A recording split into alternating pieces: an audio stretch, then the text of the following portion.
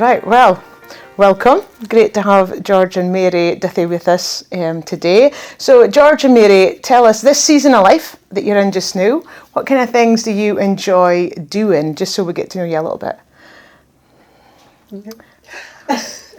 Well, we used to like walking, but because of health issues now, we're very limited how far we can walk. So we tend to spend more time in the house during the day, unless we're out meeting friends for coffee or going out for a meal. Yes. But I do like to read quite a lot. And I do like, I have an Amazon Fire, which I do puzzles on and crossword, things like that. So, I mean, we're quite laid back, quite boring. I don't think boring, just taking life as it comes and enjoying it. What about you, George? I like to get back there physically and mentally as well. And in the summertime, it's particularly this time of year, we have a pretty big garden at the back, and I like to be out there, not only cutting grass, but looking at tending the shrubs and what have you. And I've quite a lot of bird feeders out at the back. Yes. And in the summertime in particular, I just sit in the garden seat and watch the goldfinches or the sparrows coming down and feeding. And I also feed the blackbirds raisins, which I buy in Tesco's. Yes. And they come right to in the summertime to your feet. And, lovely. Yeah, so you get to cane them in a first name basis, but pretty friendly. Yes. And we used to bowl, but we've had to kind of give up that. Indoor bowling, we've had to kind of give up that. But we're out pretty much through the week and different things. And we'll like Encore, and we go out for meals and things like that, and coffees with our friends. And I hear you quite like going to different places to eat. Yes. You eat well during the week. Yes, we do. Yeah. So it's what life is mostly like at the moment. Good stuff. So you're actually active in a lot of ways, aren't you? During the day, just I mean, going we're out and usually in about. the evenings, but through the day, we like to go out and meet people. So let's go back many years, and can you each tell us a little bit about your parents, your family, your childhood, and how life began? Right, my dad was Jim Reary. He was born and brought up in Port Gordon. He came down to the Broch to be an insurance agent and stayed with an uncle in King Edward Street. And my mum was brought up in King Edward Street, and I assume that's how they met. She was Margaret Walker. Her dad was Walker the butcher in Mid Street. Yes. And they married, and I'm the baby of the family. I have two older brothers. Jim was 6 years older than me, and George, he was 4 years older than me. But he was born with a chromosome disorder, and it left him physically and mentally handicapped. So, I mean, that was quite hard for my mum and dad bringing him up. And by the time I was about 9, I think it was, my dad had MS, and he landed up in a wheelchair, not able to work. And at that time, in the late 50s, there wasn't a lot of help for people who were in permanent sickness benefit. So my mum, she couldn't go to work because she had my dad to look after us. So she bought a knitting machine and did a lot of knitting of jumpers and cardigans for people. And then she got well known for her knitting, and she did some for shops as well. So it was a way of making extra money for us. Yes. And growing up, I always wanted a horse. I really loved horses. But as I grew older, a friend that I had, she was the same, and we used to take the bus out to Lunmay, and the Heineches stood there. Their dad was a banker there, and we used to go horse riding out there. My horse was a black and white, a piebald horse called Gypsy. Oh, lovely. Which I always got. And I really enjoyed that time I was doing that. So were you mucking out the stables when you were there? We used to help to groom them and that when we came back. But I mean, it was mostly for the horse riding that we went for. But the roads weren't nearly so busy there. So it was around about Lunmay kind of area that we took the horses. And there was a woods there, and we got to canter through the woods and that. So it was a good experience. Amazing. Seeing that I wasn't able to get a horse. The horse wouldn't have fit into the house really. Well, I always said, but there's plenty of grass. I could be out in the back garden. Yes. Eat the grass. But no. Yes. Isn't it? And your mum had a lot of resilience as well at times. Oh yes, didn't she? I mean, it's remarkable. She was, well, she'd cope with my dad, but my brother was quite difficult to cope with, and with my dad being ill, he was put to Woodlands in Aberdeen. Okay. I'm not really sure what age he would have been then. He was there for quite a while.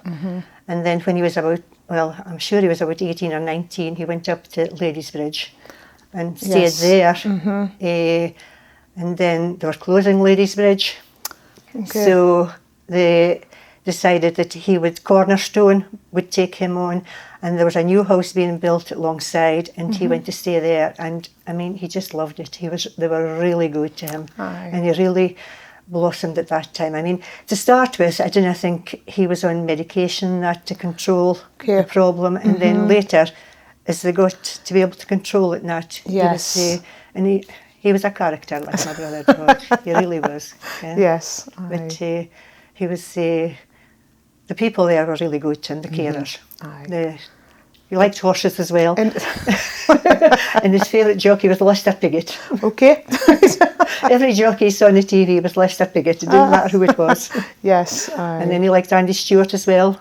Oh yes. And he met Prince Charles, and he said Andy Stewart to him as well. So he thought that King Charles now, he thought he was Andy Because he had a Stewart. kilt on. Because he he's Andy the Stewart as well. I'm sure that brought a smile to everybody's face Well, as well. probably, yeah. At the same time. Yeah. Yes. Very good. And how about you, George? Tell us a little bit about your story. Well, I was born in the house that I was brought up in Duthy Terrace. My mum was Violet, and my father was Alec, Sunday School Alec as he became known. Yes. And I had a good childhood, apart from the one time I went over the handlebars of my bike and took my kneecap off. Oh. But other than that, everything else was good memories. And when I was a kid, I was just looking today on Copilot that when the rationing stopped, and it said it stopped in July 1950. 52. So I would have been 7, coming on for 8 then.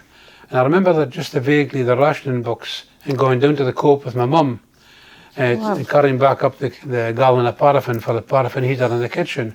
But what I really wanted to go down to Coop was for the rice cakes.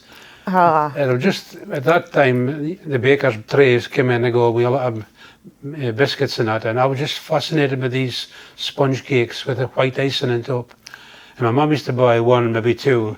And as a treat when I got back up the road for carrying the paraffin, she gave me half of the ice cake. And later on when we got married, when I made Mary and got married, Mary used to bake quite a lot. And not so much these days. No. But anyway, I used to say to Mary, I said, I hope these are good as Cope ice cakes. And the Cope ice cake has gotten better as the years have gone on. Is it okay? The memory's better than maybe the actual. Very good. So, and growing up as a childhood, everybody knew everybody else and running in the houses, and I just played with the chums, the kids that was growing up there. Most of our time was down the shore, and you said to mention that story about Ernie's boat. Yes. When I was a kid, we used to go down and catch crabs and sticklebacks and other fish. And then usually when your school job was finished, you used to get it home. And we used to take the pages out and make paper shippies. But they never lasted in the sea, they just kind of opened up. And some of us had tin shippies made from dried milk tins. Oh yes. Which they used for the bairns, for feeding. And we made tin shippies, but they sunk as well. But one day Ernie Simpson came down with a wooden boat that his uncle James Sutherland had made. Because I think at that time James worked at the boat building yard. Okay. Served his time there, I think. I might be wrong with that. And of course we were all envious of Ernie and his boat. And it never sunk, you see. However, how often you throw a stone at it, it never sunk. And sometimes he would give his closest chums a shorty of it, and I was one of his closest chums. I used to get a shorty of his wooden boat to sail it in the sea, a shorty and the lochs that was there. So it was good fun growing up there. And I have many other stories, but I've been warned that time's our limit. So. There is. I think you could tell stories the whole night, the whole day actually, about your childhood. That was life growing up in the village. Yes, but you had a great childhood in the village, didn't you? And just so many things that you could do. But your family also went to church, Sunday school, Alec, is I've heard many stories about over the years. But tell us, how did you come to know the Lord as your Saviour, George? Well, as you say, I grew up in the assembly, and I heard preaching twice on a Sunday, and through the week if I was up at the Bible study, and you was brought up to that. And I sense maybe you didn't become immune to the gospel, but you didn't realise the significance of it, because I was a Assembly of God child, you see, and you felt secure. But at that time, Joe Whelan was a pastor, and they used to have outreaches. They used to hire a bus and hire a hall in some country villages. And one particular time, we went to Stewartfield. Yes. And they had a meeting in this hall in Stewartfield. And again, the preaching was a lot about heaven, and about the rapture, and about the second coming of the Lord, and are you ready? And I said to myself, I'm not ready, I'm not going to be left behind. And it was worrying in a sense.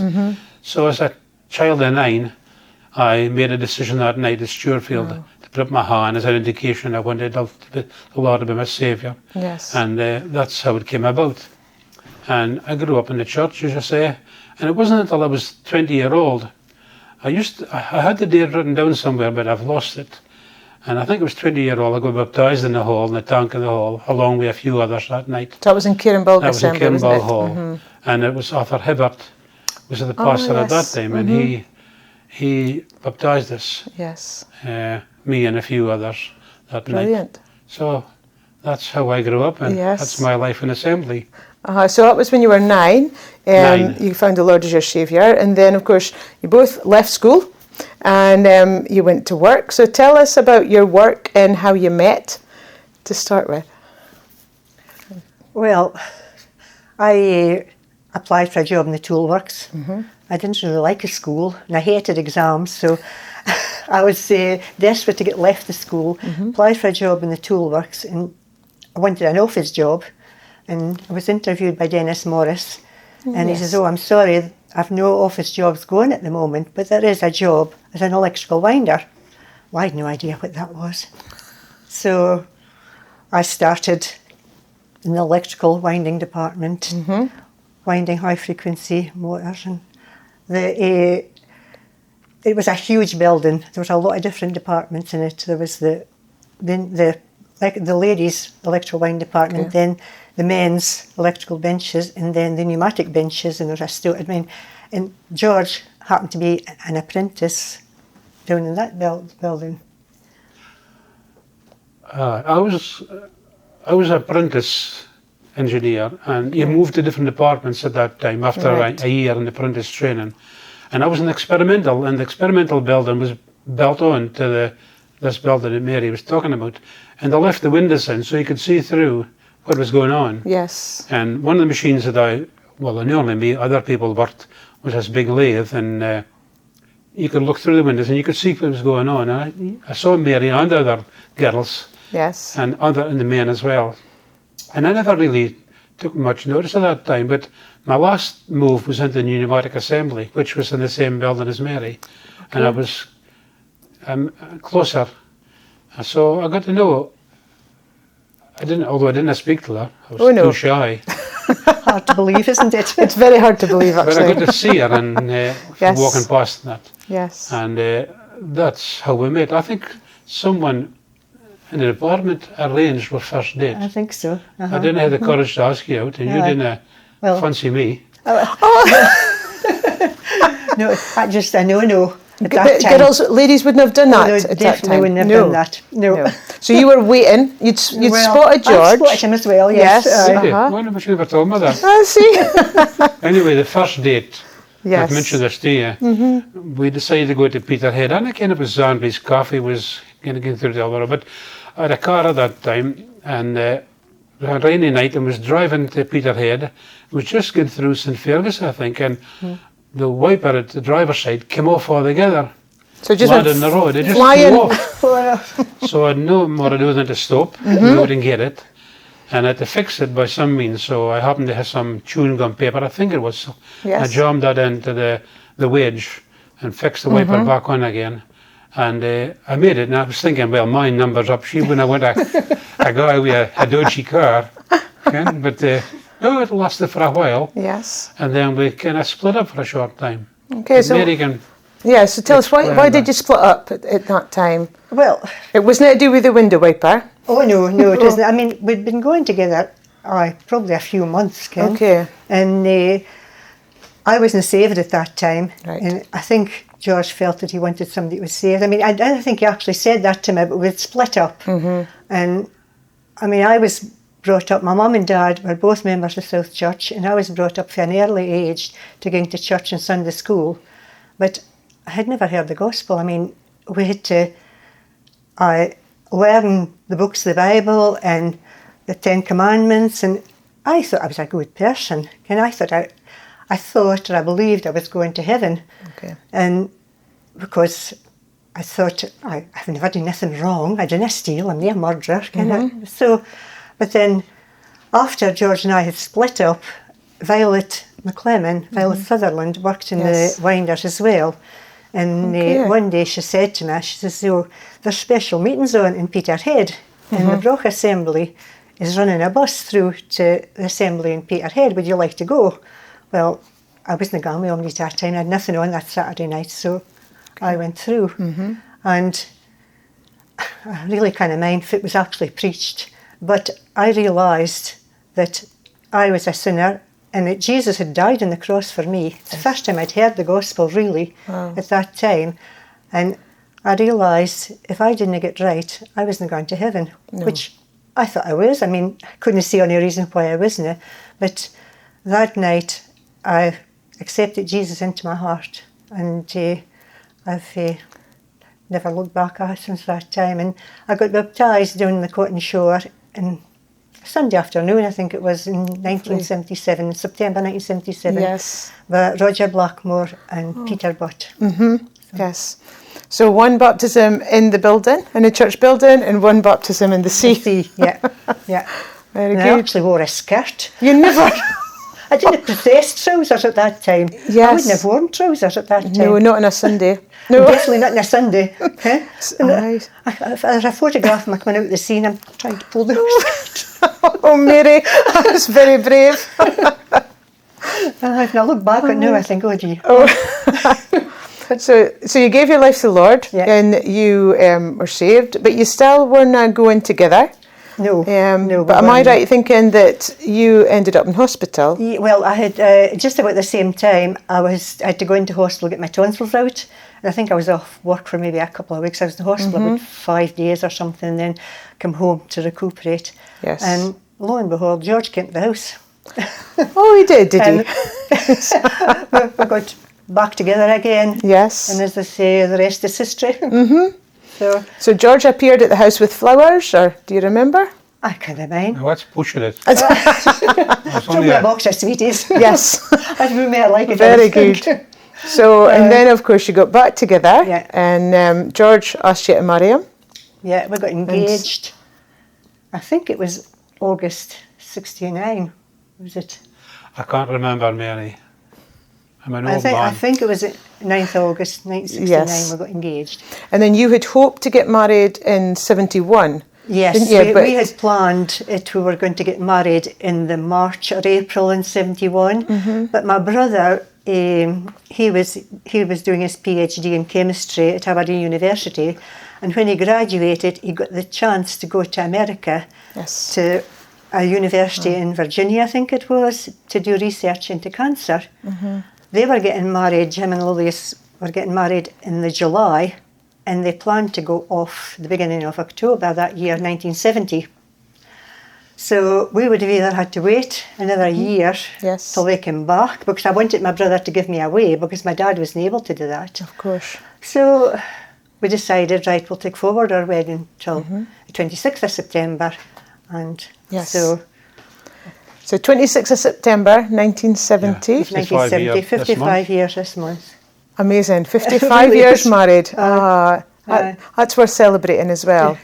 I never realised, my sister-in-law, because they'd celebrated there, she actually got a card from someone, and it was emerald wedding. And I thought, I didn't realise. That's right. I mean, you ken about diamond and ruby and Yes. platinum and that, but this is seemingly your emerald wedding. Yes, 55. Yes. I never realised So that. big celebrations at the end of this month. George isn't sure. Maybe it'll be lunch at Maitland's. A Maitland's, I'd more like it. a Maitland's breakfast. So your brother walked you down the aisle that he day. did, yeah. And then was your dad able to come along to the wedding? He came, he didn't come for the meal wrap, he came No. down at night. And I mean, that was a big thing for him. He didn't like anybody to see him. He loved when folk came into the house, Yes.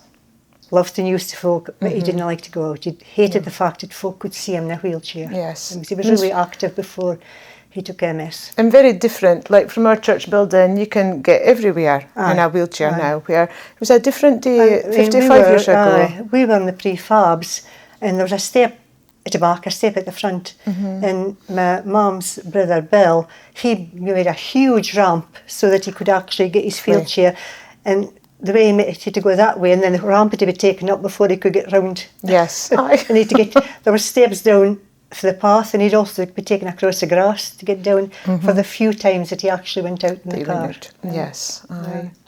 So September 1970, you started off married life together, Yeah. and the hopes and dreams and the world before you. And then you went on to start a family. Yeah. So can you share a little bit about that with us? Well, in 19... Can I get the date? 2nd of December, Yes. 1972, our first son, Michael, was born. And sadly, he only lived 3 days. So the following year, in November, our second son, Alan, was born, the 8th of November. And I mean, we were really blessed when we had him. And we had our third son, Kevin, in 1976, the 9th of March.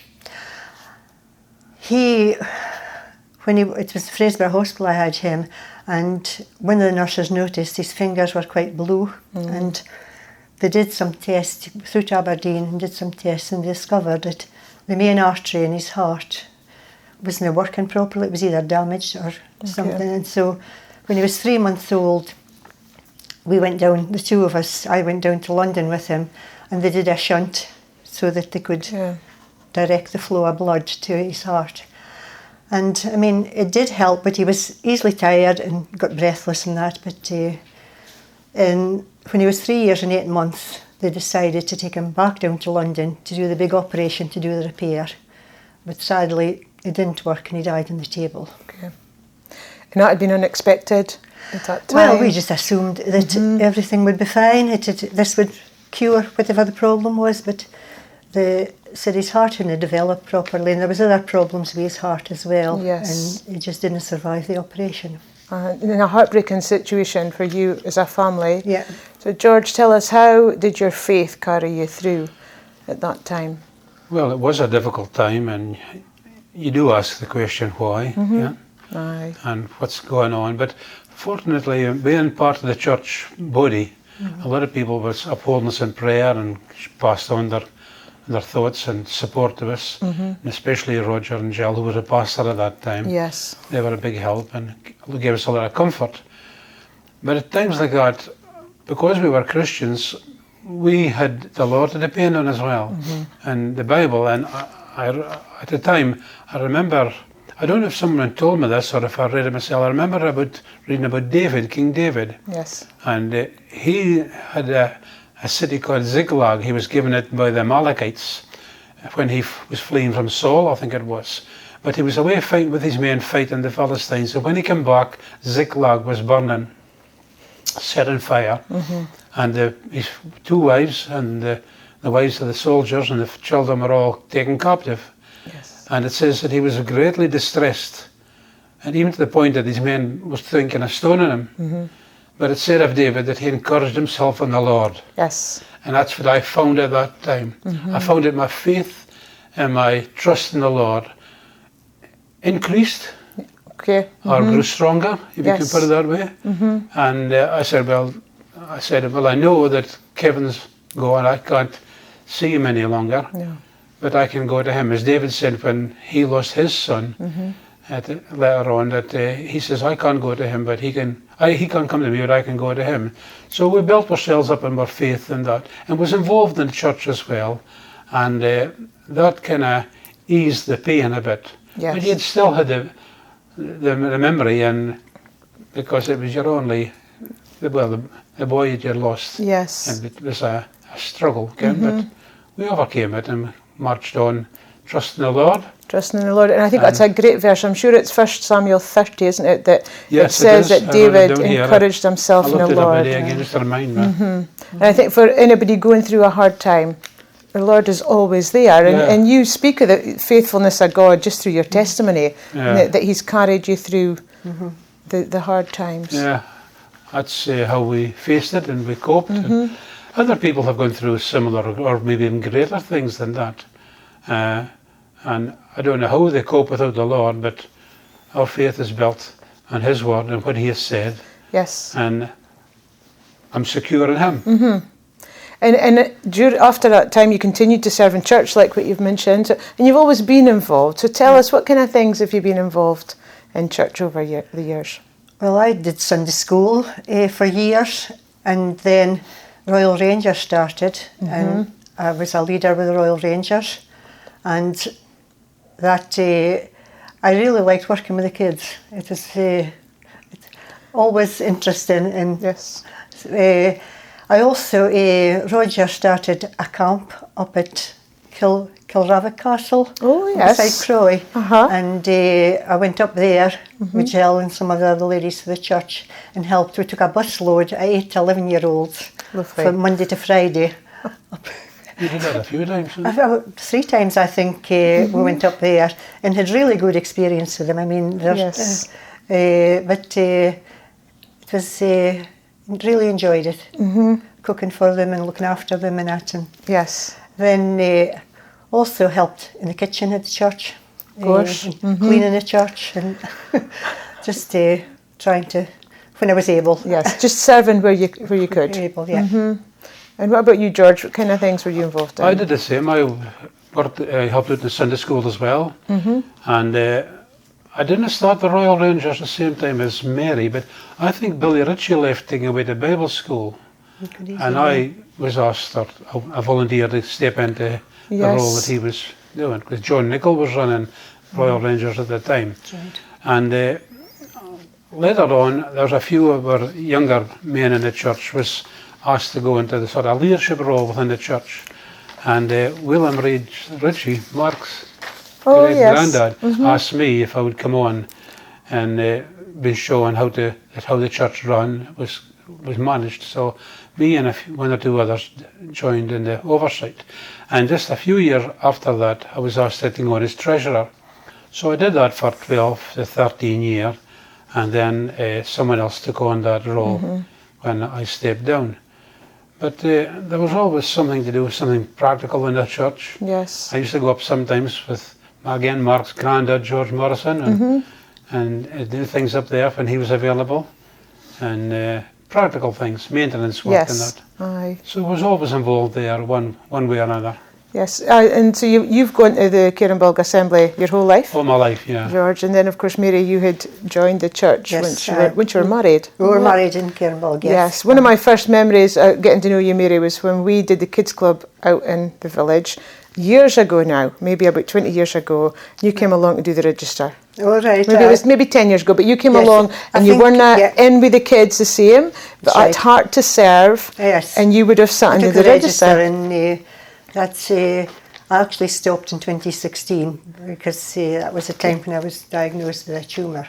So you've both had health challenges. Can you tell us a little bit about that?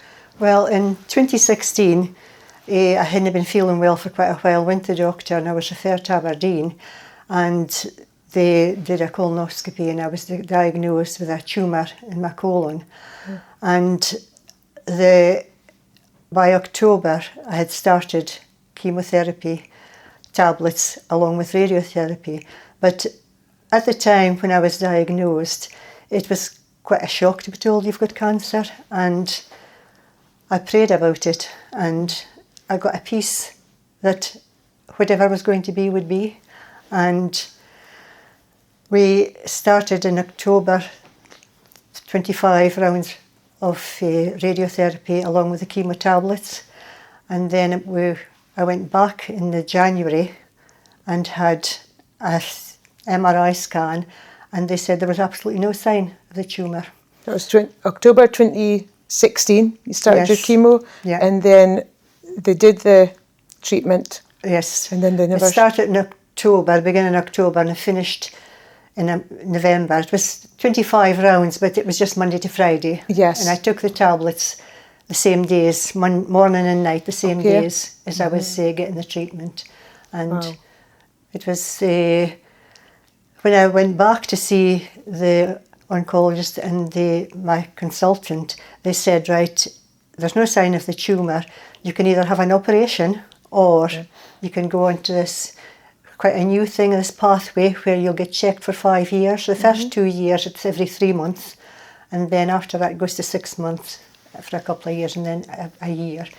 And the first 2 years were quite hard because you were hardly finished the first treatment, and you went the next one. Yes. But the 5 years went in, and in the November 2021, I was told there was still no sign of the tumour, so I was completely healed and in remission, they said. In remission. So it's good. Amazing. Yeah. And that's been since 2021, Yes. and you've been keeping healthy. Yes. Amazing. Yeah. And what about you, George? Because you've had your challenges as well. Well, I retired in 2012, and 2013 we went on a cruise, and when I came back, I wasn't feeling well at all, and I had to go into hospital in Aberdeen, and they told me I had atrial fibrillation, which was a fluttering of the heart. Okay. And so they gave me what they call a cardioversion. They just stop your heart and start it, and they put you on the medication. And I had to get that every 2 years from then on. Right. But ultimately, the drugs that I was getting, the doctor told me that they didn't have any other drug to give me to keep my heart in sinus rhythm, as they called it. Okay. So they would give me a new pacemaker, a CRT device, he called it. And so I got that fitted in 2019, was it? And then I had to go back in, and they burned the AV node, I think they call it, in my heart, which is the bit that gets the signal from the brain to give you a heartbeat. So I'm on medication plus that at the moment, and I'm keeping well enough. Yes. Fine enough. Aye. It's been the Lord's been so good in the midst of many challenges, isn't He? Yes. Right. And when you were speaking there, George, you mentioned about being on a cruise. Yeah. So that was one of the things you enjoyed doing as you went into retirement. So can you tell us a little bit about that and the other things you enjoyed? Yeah. I remember the first time when we were going on holiday, I always got the books and looked for a holiday, and George said, just book what you want. He was happy to go in. But this year, the year he was going to be 60, he says, Mary, come what I would like to do? I'd like to go on a cruise. And I thought, oh no, these grand folk. I didn't want, but I thought, well, it's his 60th birthday. Yes. Got the brochures, we booked a cruise, and I really enjoyed it. And there wasn't grand folk. Albany was just the same as ourselves. Yes. So since that time, we've done quite a lot of cruises. Very good. We did some before we retired, but with more freedom once we were retired. Yes. To go when we wanted. Of course. Not quite so warm weather if we wanted, more September kind of time. And Rosie and Alec Giddis, who stayed across the road, Rosie had retired, Alec was still working, I think, and Rosie says, oh, would it be okay if we came on holiday with you? So, I'd be fine to get company. So they started coming on holiday with us for that time on. It was really good. We had really good holidays together. Yes. Really enjoyed it. So you enjoyed travelling around the world, but you also did other things in the Broch and beyond as well, didn't you? What kind of things did you do? Well, we also joined the bowling because my cousin invited us to come in, and we liked that. It was a social company as well as the actual physical activity. Yes. And we did that for quite a few years. Went at competitions. We weren't the best bowler, we weren't the worst. I did win 1 or 2 trophies, but it was more my partner than me. I think you're being modest, George. I don't know. Anyway, we enjoyed that until such time as, again, health and 1 or 2 other things sort of put a stop to that. So we haven't bowled for 2 or 3 years now. But we've just enjoyed other things. And of course, in church, if you're retired and you're off on a Wednesday, there's a ministry that happens. Yes. So can you tell us about? Yes, when the first year we retired, it was the summertime, and then Encore starts in September. So we decided, along with Alec and Noble, right, we're going to Encore. So, Good. I mean, we've been coming regular. 2012 we retired, and so since that time, we've been coming regularly every Wednesday. I mean, it's really grown since that time. It was quite small when we started. Yes. But, I mean, it's really nice to see different churches coming in and Definitely. lots of different people coming in. And you must have been the start of more men coming along to Encore as well. Yes, there wasn't a lot at that There time. wasn't a lot of men to start with, but so George and Alec had helped. Yes, aye. To I get think more Robert guys, yeah. Stephen and James Watt, and there really wasn't Yes. But it's very different now, isn't it? Yes. It's more balanced. There's a lot of men, a Aye. lot of women. Yeah. aye. So anybody that's retired and off on a Wednesday, Yes, yeah. aye. Oh, yes. would be great to see them, wouldn't it? 2 o'clock Yes. on a Running Wednesday. short of tables again, I think. No, okay. When you look around about, it's usually It's filling up, but we'll Yeah. make space. We'll make space for new ones. So your faith has impacted your life massively, and you've lived for the Lord for many years. As much as you've been married for 55 years, you have lived for the Lord longer than that. And I just wondered if you could share a verse or share a poem, I thought, as we finish off today. Well, my grandma Riri died when I was about 12, I would say, my dad's mum. And my dad, being an invalid at that time, couldn't go to the funeral. So my mum and my brother, Jim, were going to the funeral, and I got a day off school to be with my dad. And my dad says, oh, we'll have our own service. So this is the verse that he read, one of the verses that he read, and it's always stuck with me since that time. And it's John 14, verses 1 to 3, and I like the King James Version. Let not your heart be troubled. You believe in God, believe also in me. In my Father's house are many mansions. If it were not so, I would have told you. I go to prepare a place for you. And if I go and prepare a place for you, and if I go and prepare a place for you, I will come again and receive you unto myself, that where I am, there ye may be also. And every time that verse is read at a funeral, I can just see my dad sitting in a chair with his Bible on his lap, reading that verse for my granny's funeral. Yes, and that's had an impact on you as a It has. child. I mean, as I say, I've been about 12, I would think, at that time. And that verse, I mean, it was, I think probably it was the many mansions. My father's house had many mansions. Yes. We were brought up in a prefab, and I mean, they were lovely houses, but I just couldn't imagine a mansion. But Yes. as you grow older, you realise the Yes. true meaning of the verse. That's right, and we have that hope that Yes, one day, exactly. my father's house, there's many mansions, and there's room Aye, for for us so. when we make that decision to accept the Lord as our Saviour. right. And George, you've got Yeah, the verse that I even mentioned earlier, that David encouraged himself in the Lord, is a verse that has kind of lived with me, ups and downs of life. yes, And when you're ever in trouble or worried or anxious, I've turned to that verse. But there's also the verse in Peter, which I think about a lot as well, that the trial of your faith, being much more precious than gold that perisheth, though it be tried with fire, may be found unto praise and honour and glory at the appearing of Jesus Christ. And that's another verse that I have prepared. There is a little wee poem that I would like to read. I plan to just recite a poem that has been in my mind for years now. But yesterday when I was telling Mary, she read the poem. It took her 3 times to read the poem to understand what it meant. So I said, oh well, that's going to be yes, awkward. But the same book, this is written by J. Sidlow Bachter, and his book, and explored the book. And I've come across this one, which I thought was very, very good as well.